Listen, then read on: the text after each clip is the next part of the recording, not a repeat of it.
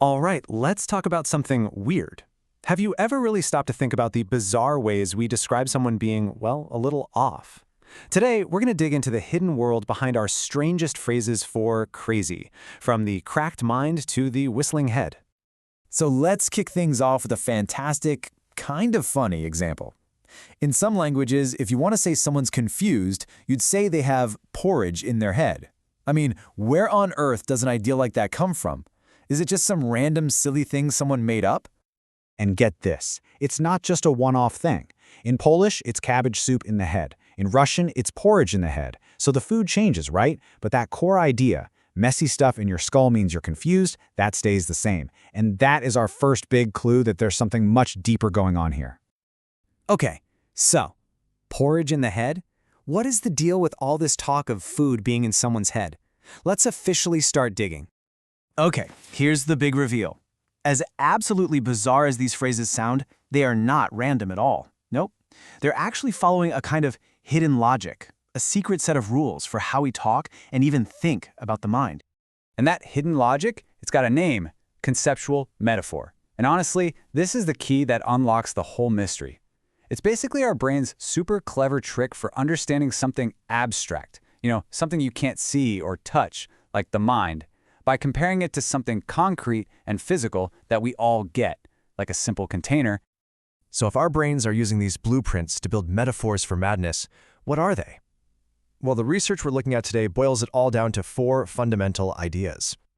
And here they are, the 4 big ones. First, there's physical impact. Then, erratic rotation. Third is the idea of a faulty container. And finally, sudden departure. We're going to look at each one with some real-world examples. Okay, let's see how this all plays out. We're going to walk through each of these blueprints, from physical cracks all the way to sudden departures, and see them in action across a few different languages. First up, we've got maybe the most straightforward metaphor, the idea that the mind is a physical thing.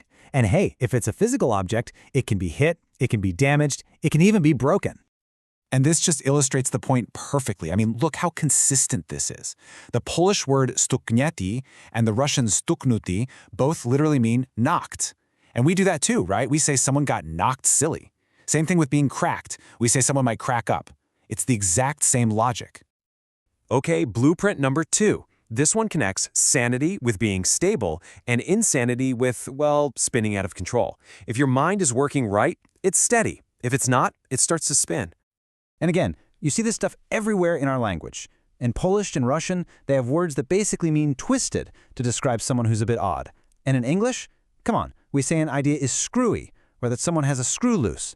It's all coming from that same core metaphor, things spinning when they shouldn't be. All right, blueprint number 3. This one brings us full circle right back to where we started.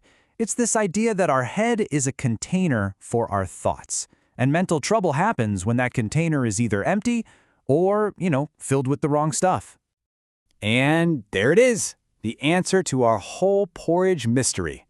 The Polish cabbage soup and the Russian porridge in the head, they're just perfect examples of a messy container. It's just like when we say someone is muddled-headed in English. And the flip side is an empty container. That Russian phrase, wind in the head, is such a great image for what we'd call being scatterbrained. So our last blueprint, this one might be the most dramatic of all. It's the idea that when someone loses their mind, it has literally gone on a trip. It has departed. So you've got the Polish and Russian terms odjazd and odjezd, which literally just mean departure. But the real gem here has to be the Russian idiom krysha pojechała. It means the roof has gone away. How cool is that? It perfectly mashes together the container metaphor, the head is a house, with the departure metaphor.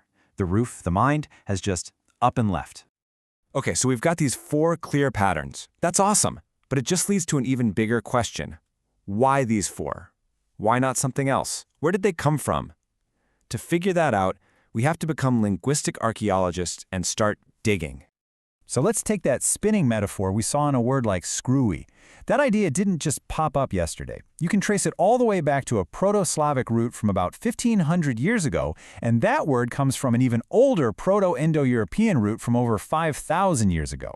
So we're not just talking about modern slang. This is an ancient idea that's been handed down for millennia.